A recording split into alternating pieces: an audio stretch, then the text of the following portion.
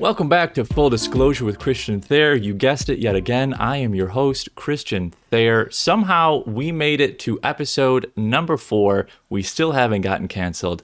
Maybe we will after this episode. We have a special guest with us on today who is near and dear to my heart, Kerry Schaefer of the Schaefer Real Estate family. Hi, thanks for having me. No problem. Technically, you're the one that reached out to me and asked to be on. So if anybody else is out there looking to be like, hey, I want to get some exposure and be on a fun podcast, all you got to do is reach out, leave your name down in the comments, slide into my Instagram DMs, which I know how that sounds, but it's, at Christian_Thayer. So Kerry, tell the people a little bit about yourself, your professional background, where you came from, what you're currently doing, all that good stuff. Absolutely. Well, I graduated from Michigan State with you in a digital marketing program. Yeah. So even though we didn't cross paths until we both started our careers at the marketing department at corporate. So no, that's not true. Remember, we had that class together, but we didn't know that we did until after the fact. So, I worked at corporate for 4 years, and you and I were the dynamic video duo. So when I saw you shooting this podcast, I had to jump. I had to shove my way in. I expected nothing less. Yes, but since then, since I've left corporate, I have joined my family, who already had a very productive team here at Real Estate One. So I've joined them, and I'm just focusing on marketing for our team specifically, as opposed to, the agents as a whole, for the whole company. So, right. Yeah, focusing in on just the Schaefer Real Estate family these days. It is interesting that you said that back when you worked at corporate with me, that technically you were the face of corporate, and now it's pretty much transferred to me, whether I wanted it or not. But we made a lot of videos together. It was destined to happen. No, you had it. You had it in you the whole time. Yeah, I was just behind the camera too many times. Yeah. Okay, so you are not a real estate agent, correct? I'm licensed, but my license is in escrow through the Real Estate One Associate. So I'm not actively using my license, but I do have that background.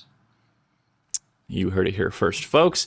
So she is you definitely focus on more of the marketing aspect with your team. Yes. So can you just briefly, without sharing all of the Schaefer real estate secrets, tell us like a thing or two that you've seen past, 6 months to a year that has just been working really well.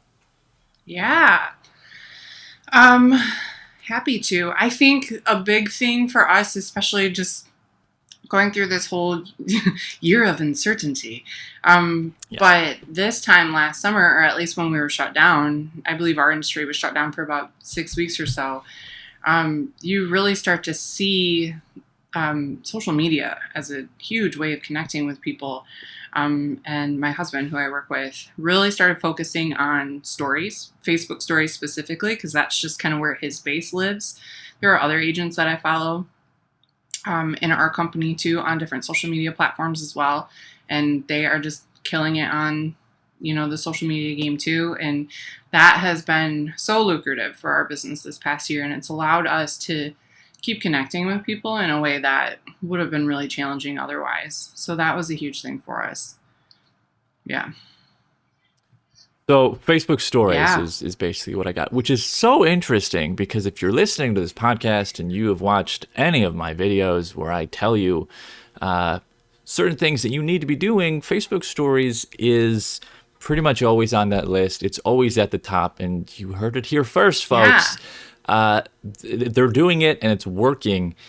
So if you had to give some tips to people who are maybe trying to break into the Facebook story game, or what are they? Maybe like set their minds at ease about that. It's not as terrifying as it sounds. Oh my gosh, no. It's so much easier than you think it is.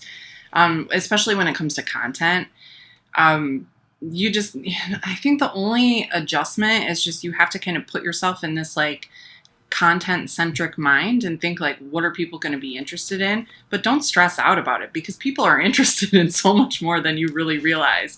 Especially in our industry, we see a lot of beautiful things and funny things and strange things. And, so you kind of get this really big dynamic of the different types of content that you can produce. So it's like, don't overthink it. It's almost like a teeny tiny like video diary of your day broken down into 26-second segments. You don't have to produce something like every hour on the hour, but even just a couple times a day for, days in a row is going to give you enough consistency where people are really going to start to follow you.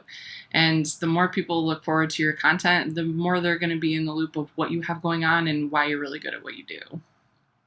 It's almost like you took the words out of my mouth. Whenever I teach pathways, whenever I teach any sort of class, I literally say, you may think that your life as a real estate agent is boring. However, if you are not a real estate agent, it is fascinating to you. Yeah. It's like a behind the scenes look, and people love behind the scenes. They want to see how, like, you may think your life is boring because you've been sitting at a desk all day or whatever, paperwork, but the people that do not know anything about what it really takes to be a real estate agent, they're like, wow, that's crazy.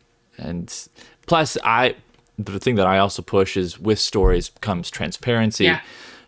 And I think that's a big thing as well. Like, people want to, like, they know that you're a real estate agent. They know that you can probably buy or sell your or their house.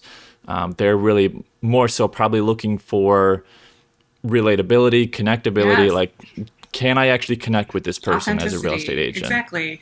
Because there is a client for every type of real estate agent out there, right? Yes. And so the biggest thing is just connecting with the people that just have that most natural connection with you. That's when you're going to enjoy your job the most. That's when you're going to feel the most fulfilled, because you're helping the people that you feel truly connected to. So when you can be your most authentic self through your various marketing platforms, you're just going to attract the customers that you're going to have the most fun working with, so it doesn't feel like hard work, you just feel like you're helping your friends. Like, that's our whole big thing is, for our team, is when you work with family, it feels like family. And that's exactly what we promote in our marketing, is that, we take care of you like family. And honestly, it's like we end up adopting like all of our clients as family. Like, we have clients that like come to Christmas every year. So it's whatever resonates with you and whatever you're putting out there, like, that's what you're going to attract back. And it just makes the job even more fulfilling. So truer words have never been spoken. So we just talked about what, was working with marketing and social media and all that fun stuff. Have you noticed any thing that maybe you tried or the team was doing that you're just like, this isn't really working anymore, but it's maybe like a mainstream thing. Everybody does it for whatever reasons because it's what real estate agents do. And like, we're not going to do that anymore. Yeah, yup. So the matriarch of our team is my mother-in-law, Barb. She's been in the business for over 30 years, and she's amazing. And, she obviously has a perspective of, marketing things, specifically traditional marketing tactics, that have just been tried and true for the industry. And I think one of the hardest things with being in real estate is, especially with marketing, is consistency, just because of the peaks and valleys of our business and how we get busy and then we get slow. And so I think it's really hard to stay on top of a lot of things. So when I came on board, it was like, well, this is something we've always really wanted to be consistent with. And so can you help us in that direction? That specifically was direct mail postcards. I have tried. And tried. I've tried things other than postcards, but still direct mail. Like, it's, and then I've tracked it because me, it's like I had that digital marketing background. So I was like, I had to like put a QR code on everything and try to like track the return on it. I'm tracking all my postage fees, all my printing fees, and like Nothing. Zero. I think it was a solid year. And then it was finally like, we just had to look at how much money we were dumping into it and just be like, this is not what's working for us. So, but if you don't mind me just kind of like segueing into how we rebounded from that, we decided that instead we were going to take that investment and really focus on the things that we as individuals on the team were really passionate about in our business. And I'm kind of like pouring that money into helping us create better services based off those interests and promoting those services through stories, through these free mediums, and just really being able to capture more interest, more client interest, and hopefully more clients because of it. So. Right. No, I think it's great that you said EDDM postcards were the ones that weren't working, because even even growing up, when I was not even an adult and I would get the mail and I'd see these postcards that would just instantly go into the trash or instantly go into the recycling. And I'm just like, even at a young age, I'm like, I know nothing, but I know that this isn't working. We tried messaging, just switching up the messaging. I wasn't even necessarily doing EDDM. It wasn't even like a farm. We were really strategic about who we were sending to, like very strategic. Like I'm pulling very specific data points and, funneling down these direct mails to these like really targeted audiences, and still nothing. And so it's just frustrating in the end, when you're putting so much time. I mean, the time that was going into like getting these things ready for post and the time going into, designing them or whatever, producing them, it was unfortunate, but it was just one of those things where we just kind of had to cut our losses and move on.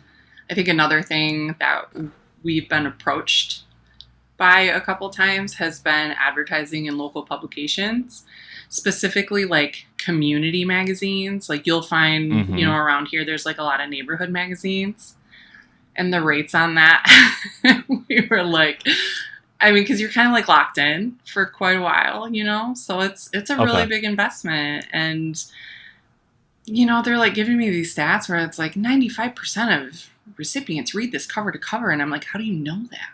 Like, how do you...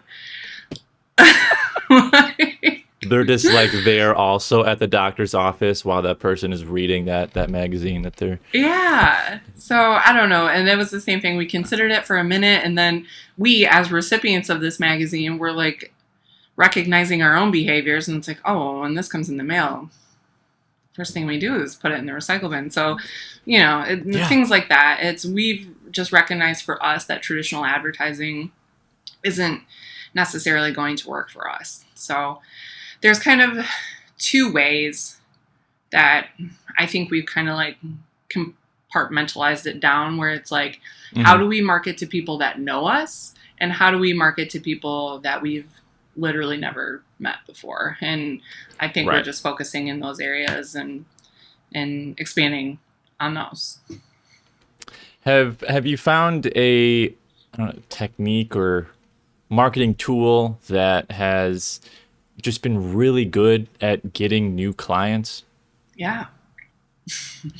So, and this is kind of a surprise for me too. Okay. What? And obviously, if it's like a secret, or like you don't want to. Okay. No. Like I can like share it vague enough. But so the thing, especially with my background in like digital marketing, I think when I came on board with the team, I expected to do so much more like digital advertising and like lead gen. That was like, and I'm sure you guys have like all heard those like hot topic words, right?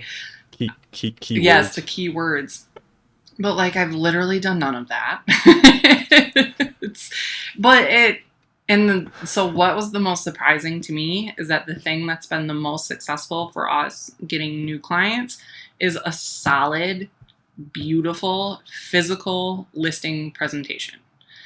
And so I'd say that we have invested a lot into that time-wise regarding, I'm the designer on our team, but, had I not had that skill set, I would have sought out a designer to help us with those particular pieces. We just have basically like a folder that we give when we go to first step presentations. There's like a digital component to it. We do have a digital listing presentation that we send before meeting these people in person, just to kind of give them a touch of what we're going to be bringing to them, at the table. But I'd say that that's the most solid because it's just so impressive. It's such an impressive piece that we stand out from these people. Like, no offense to anybody that's doing this, but like just printing off MLS sheets and printing off a CMA and that's it. Like, that's very valuable information. That is 100% part of that meeting. But like, what are they going to look at when you're gone? How are they going to remember you once you leave the meeting? And I know for sure when we've been in competitive situations where we're interviewing for the job, like we know we're one of 4 people that they've sat with. Like, they've stated to us explicitly that they hired us because of this presentation. And just because if you can present yourself at that like upper echelon, and if you can market your own self at that level, it just speaks volumes to the bar that you set for marketing their home. So I guess I've never thought about it as like you are interviewing for the job. Very much so. For some reason, it's always been like flipped in my head, but right. Right. Yeah, that's very strange. It goes both ways, but yeah, a lot of times like you're the one being interviewed, for sure. All right, so for those of you that are listening and you're not writing any of this valuable information down, I don't know what you're doing, but it sounds like, I mean, yeah, in theory, that what you said makes sense about how you are bringing this nice, shiny, hypothetical, very well, nice-looking presentation. Yeah, it's curated, to use like bougie marketing terms. No, and that makes sense because, I mean, at the end of the day, like you said, you were in competition against 4 other people, and they all sit down, they all give them the same spiel. At the end of the day, when they're sitting and it's like 8 o'clock at night and they're trying to figure out who they want to choose, if you're all pretty much, comparable in terms of how good of a real estate agent you are, what's the next thing that they're going to look at to be like, what's the deciding factor? Right. Like, oh, if their listing presentation looks this good, what else are they going to do that is also going to make my house look good and sell for the most money? Absolutely.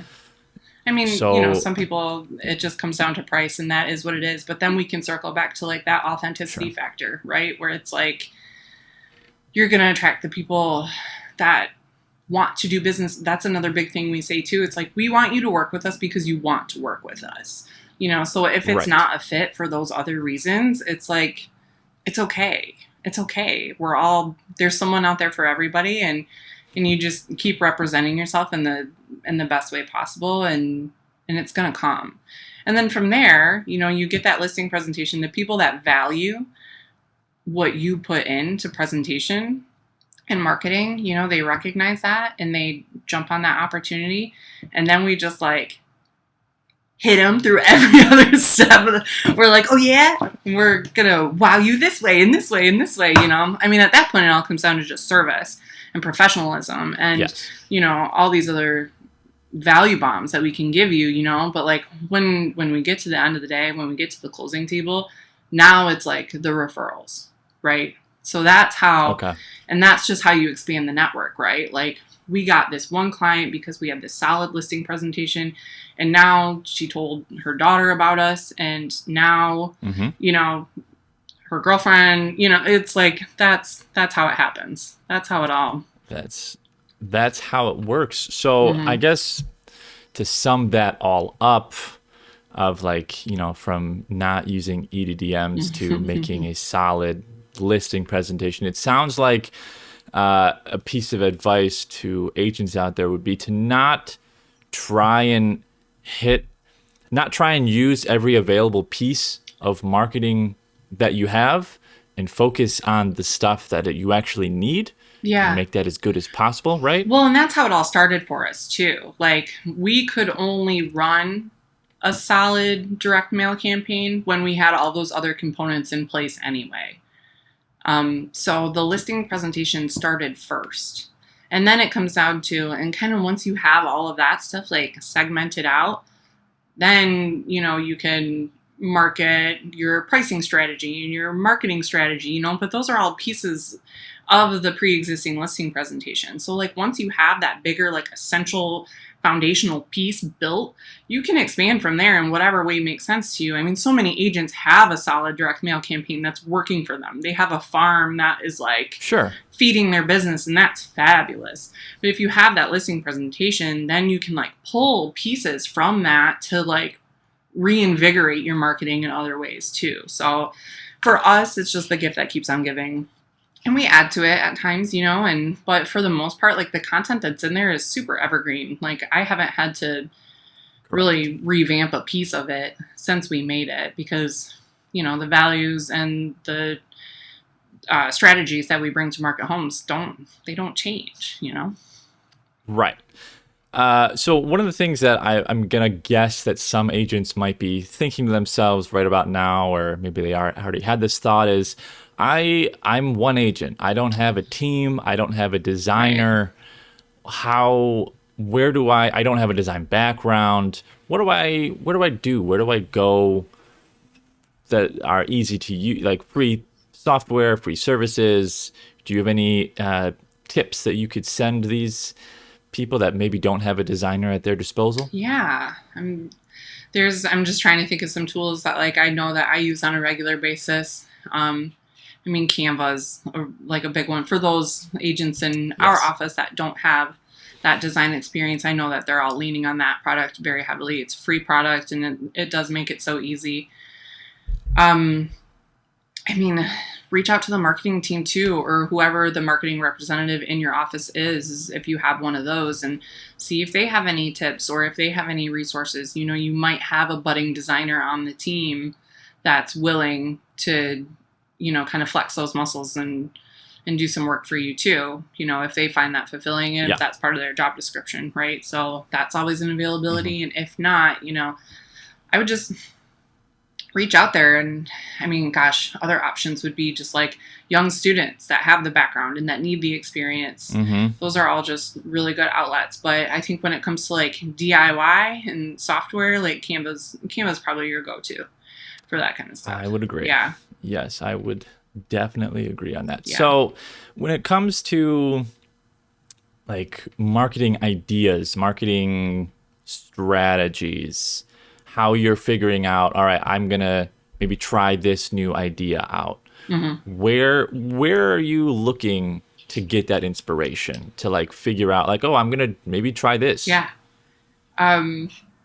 That's where like having such a diverse team of experience comes into play, because we'll just have these like goofball team meetings where it's like, and the first question of every meeting is, how can we generate new business? And usually it comes from like a crazy idea where like, my mother-in-law one morning was like, Dad says we need to do a commercial. And then it was like, well, why don't we, we didn't do an actual commercial because we're not going to pay to be on cable television. But what did we do? We hired our videographer friend to come over to the house and just shoot a video. And then we got all this content that we can post on those free platforms, like Facebook and Instagram. And there are videos that we include in emails that we're sending to potential clients, just so they can get an idea who we are, and so it all just adds up over time. I mean, that was years ago, but it's like, we're still using that content.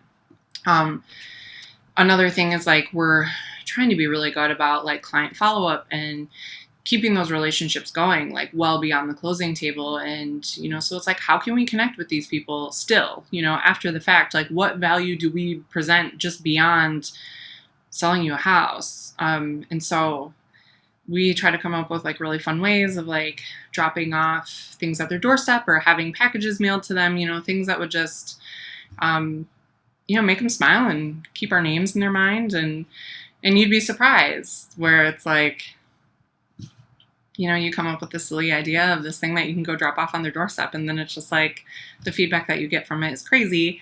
And then the texts and the emails and the messages come in, where it's like, oh, I really was thinking about this, so it's weird. It's really weird how it's like, it generates more business in ways but they're not going to like, some of them come to you, right? Unprompted, but like Sure. sometimes they need a nudge where it's like, they just need a reason to reach out.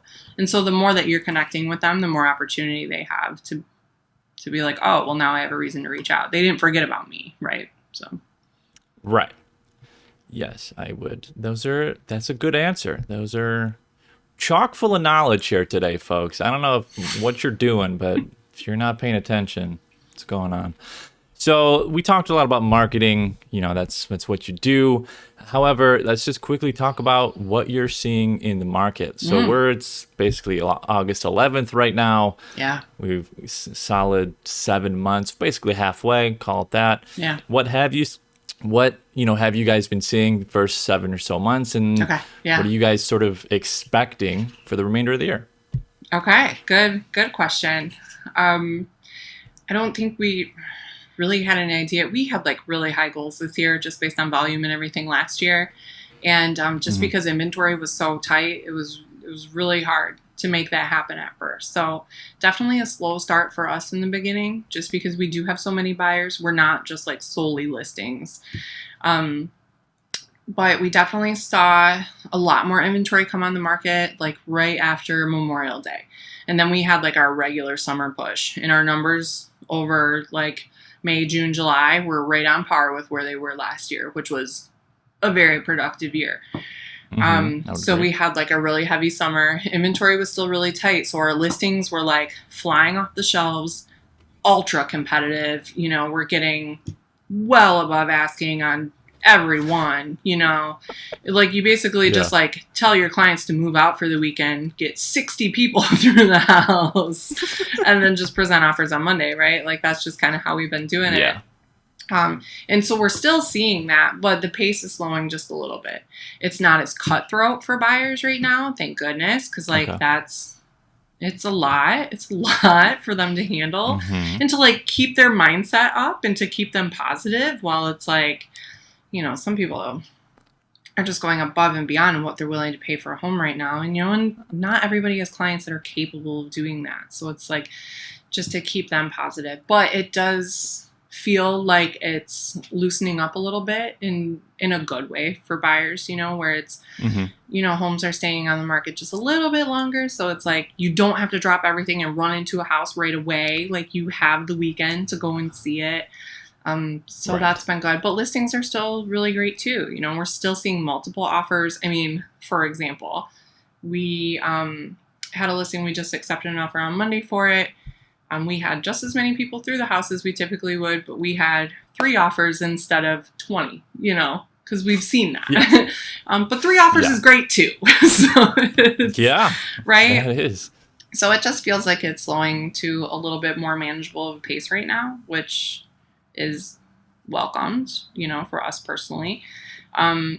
So what to expect? I mean, honestly, that's the thing about this business is that you just really never know. You just got to get it while the getting's good and just be grateful for, you know, the opportunities that you have as they present themselves to you, and then just do your best to keep in touch with people and just offer your services. But regarding like what's to come. Yeah. I don't know. No idea. I got nothing. And she's also honest, folks, if you weren't sure. I mean, hopefully we'll see some more stuff come on the market. You know, I think that's just the biggest challenge right now. You know, it's like you have people entering the market thinking that they're just going to like find their house this week. And it's like, it's a bit longer of a game than that, you know.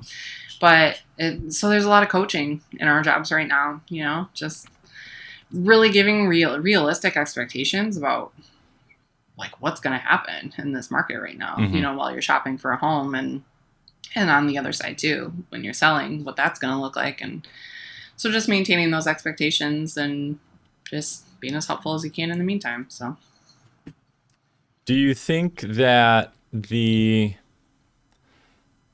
strain on inventory is going to, like, are we going to see granted, you already said you don't know what we're going to be expecting, but could you see a slow-ish fall, winter, and then we see the exact same thing next spring where there's no inventory and any house that is, you know, that goes on sale is getting 20 offers and, you know, $50,000 over asking?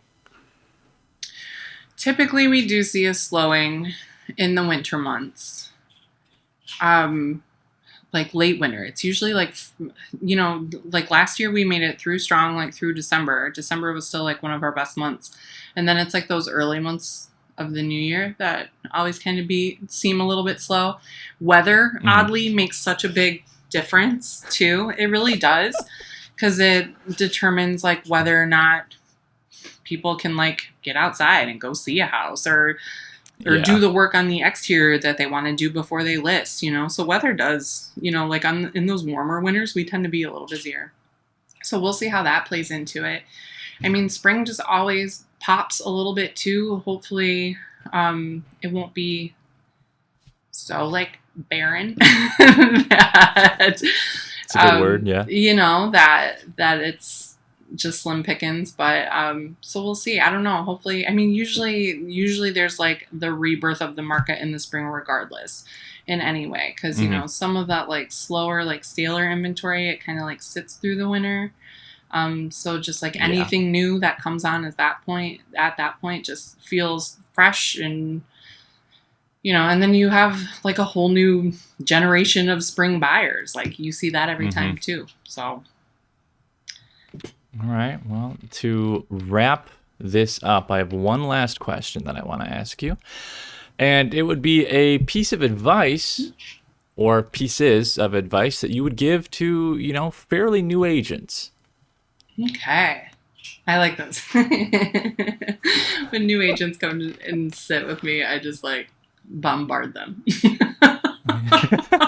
Well, yeah, because and like I understand exactly what you're talking about, because I teach pathways, and for a lot of those are new agents, and I feel like I personally am just overwhelming them, and they're sitting through like 3 other modules in one day, and I'm like, you guys aren't retaining an ounce of what I'm saying.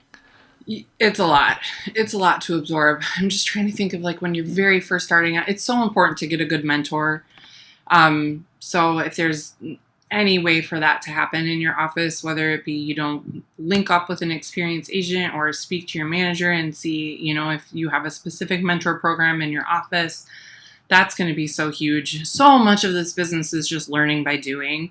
And, but there's plenty of things you can do, especially marketing wise in the beginning, while you're like building your business up. I think a lot of it is that listing presentation, like really learning how to do a CMA. That's going to be really important. I'm not the one to teach you how to do that,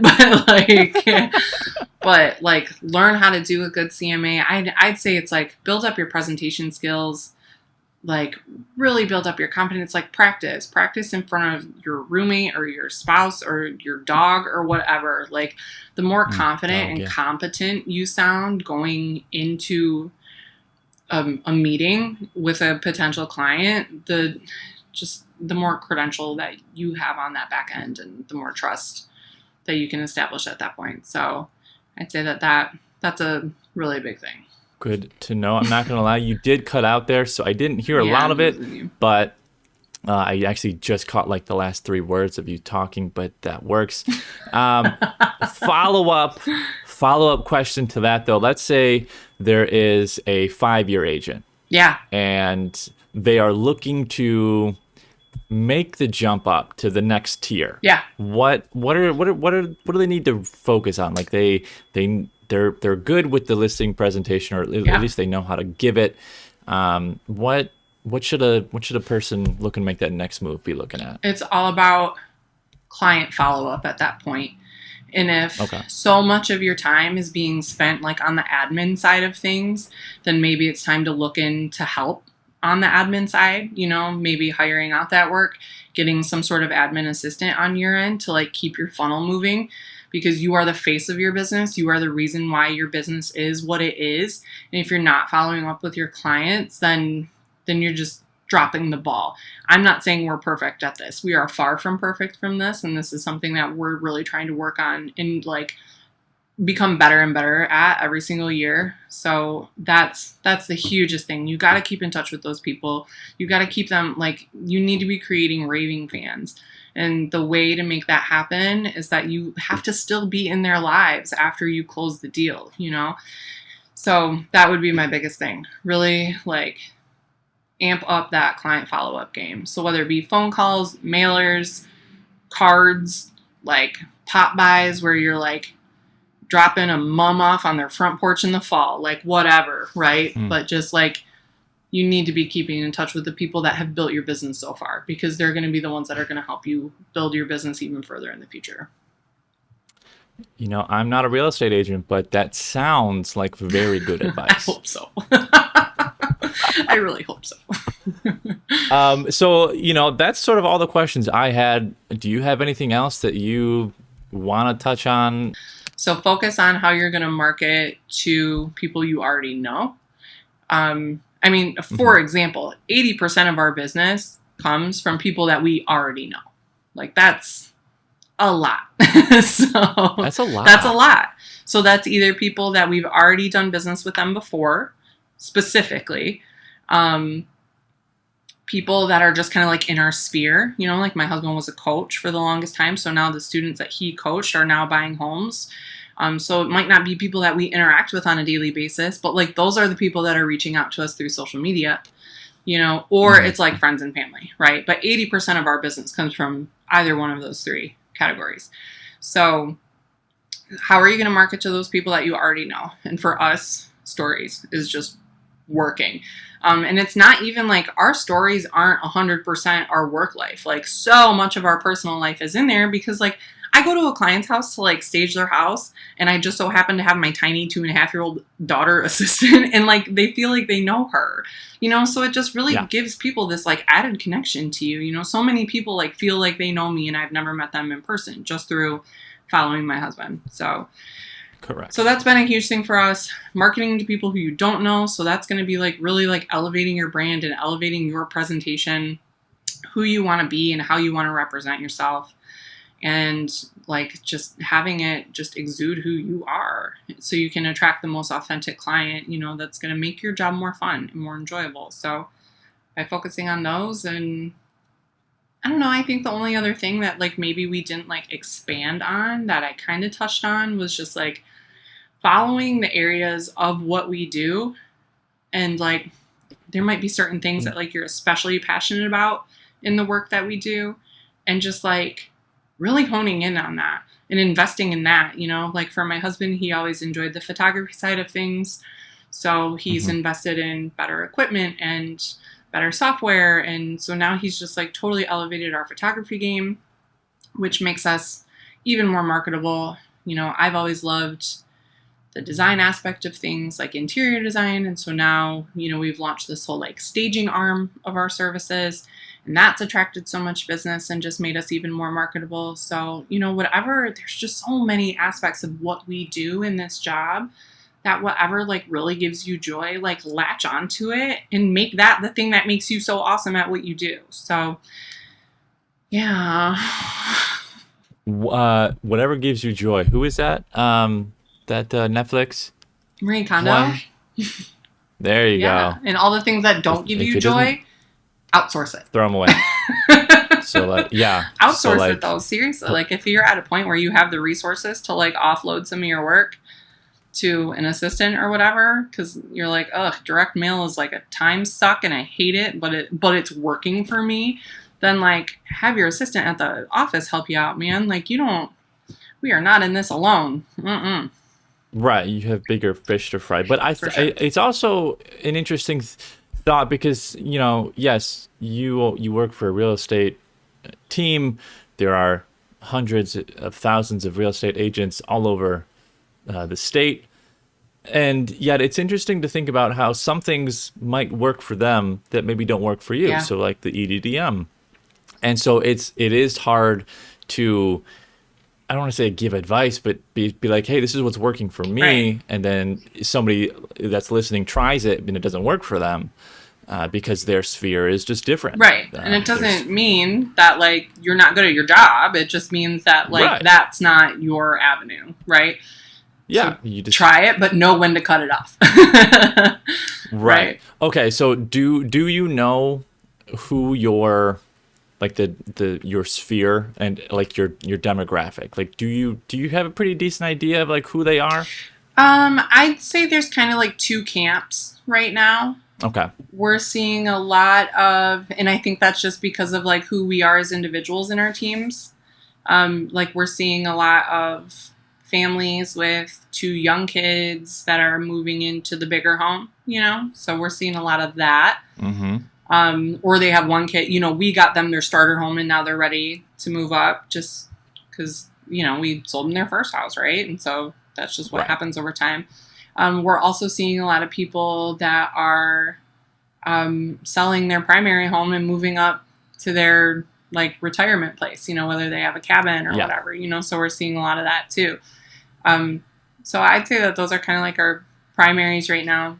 I'd say it's more so that family. And, okay. I mean, the only reason I bring that up is because the 2 camps or spheres that you technically described are most likely being reached with different tools. Exactly. Right. So like if somebody's listening to this and their main sphere is baby boomers, they're looking to move into their retirement home or whatever. The way that you reach them is going to be almost the exact opposite of like how you try to reach me, a millennial. Yeah, like you're sending those people like greeting cards throughout the year. Yeah. And then with like your millennials, you're on Insta, you're on Facebook. That's where we get all that business. And so I guess the point that I'm trying to make is that if you're listening and you don't necessarily know who your sphere is, maybe sit down and really try and figure it out. How exactly would they do that? Or who you want it to be, like is there someone who you really want to help? Oh, this is kind of going to segue a little bit too, but we were talking about like taking care of the people that you've taken care of, right? Like keep taking care of them. Right. So another big thing that we really pushed this year is making like an unstoppable effort to thank those that are referring to us. Like immediately, the moment we get a referral, we are like shipping a card and a gift card in the mail, because that is so much of our business that we just want to encourage that behavior, right? So, and we truly are appreciative. It's like, that's fabulous, that people trust us enough to share our name with other people. So we just really want to express our gratitude. So a lot of that too is just like letting people know that like, oh my gosh, I would love it if you shared my name, however you think I can be helpful. But yeah, if there's like specific groups of people that you want to help, or just being more vocal about the work that you do when you are in different social settings, so if you're in a book club or whatever, just like don't be shy about what you do, let people know. And if they want to chat you up about real estate, they're gonna. Yeah, they're the first. Yeah, as soon as they find out that you're an agent, the first question out of their mouth is, "How's the market doing?" I answer that question with everybody. My masseuse. I know. Yeah. Because as soon as. Are you looking to buy or sell real estate anytime in the next 6 to 12 months? So, how are you staying up to date with market trends and news? Not necessarily marketing, just what's going on. Now, granted, you have 2 other real estate agents, on your team, so maybe you don't have to. Yeah. But do you read like the housing report? Oh, very much so. So that's the housing report's actually included in our listing presentation. So that's something that we like to brush up on ourselves. And then I also send the housing report, like we upload it to our website. So I send a link out to potential buyers and potential sellers too, just because you have some people that are like so like numbers minded, and you just want to really be able to arm them with the most data of what's going on. I can give you an anecdote of what the market's like around here, around us, but like if you want to look at the numbers, yeah, definitely the housing report. And then, obviously just like living in the business, right? Like doing business, that's how you know what the market's going. But for those that aren't doing deals on a weekly basis, because, that's not always the case. Whether it be, you're building your business up and you just haven't quite yet like got into that momentum, or maybe you're just part-time and you just do it when a friend or family needs help, So, there's obviously a lot of tools out there, but I'd say the housing report's definitely what we lean on the most. Good to know. I have a feeling that this is going to be my most listened to episode to date for whatever reason. I don't know. I have a hunch. I know it's also like a small sample size, but if it's not, I'm going to be really disappointed. Well, you're going to have to keep, I'm going to be looking at those metrics. I'm going to be hitting refresh every 3 to 7 minutes. Yes, if you don't know Kerry personally, she loves data. She loves analytics. So when it comes to, how she talked about things like not working, and then she was tracking, and trust me, she knows that they were not working. She wasn't just like going on a whim or a gut. Well, like I told you, 80% of our business comes from people we know. I know that because it's real, because I track it. Like I know exactly where all of our business comes from, and but it's important to me to know that. But you got to realize, like, I also started working with the team 2 years ago, and I've got a team member who's been doing this for 30 years, and we're seeing clients that she's done business with multiple times over the past decades. So it's like that's information that I'm still like pulling out too, where it's like, how do we know this person, and just keeping better track of it. So I guess that's another thing that would be helpful too. If you're just starting out, it's like track this information now while it's easy, while you have just a couple clients. Yeah. Like build up a good, okay, you want to talk CRMs, let's go. Like how many CRMs did I come in contact with when I was working at marketing? And like still to this day, I have access to all that stuff. I know what they're all capable of, and I don't use any of them. I got a leaf blower right next to me. Cool. So like I don't even use a CRM. I just like have a spreadsheet that I built out myself, and that's how I keep track of everybody. I have their name, their spouse's name, and if eligible, I have or if applicable, I have their address, their birth dates, how we got in touch with them. Like, I just keep track of all that stuff. And then the other important thing is like, how much business do they share with us? How many referrals do we get for them? Because I want to thank them for that. And if you are still here, thank you so much for making it to the end of the episode. Let me know your thoughts by either rating it. If you are listening to this on a podcast, give it a thumbs up. If you're liking this, or if you're watching this on YouTube, thank you guys so much for watching it. Let me know your thoughts down in the comments. And as always, I will talk to you guys next episode.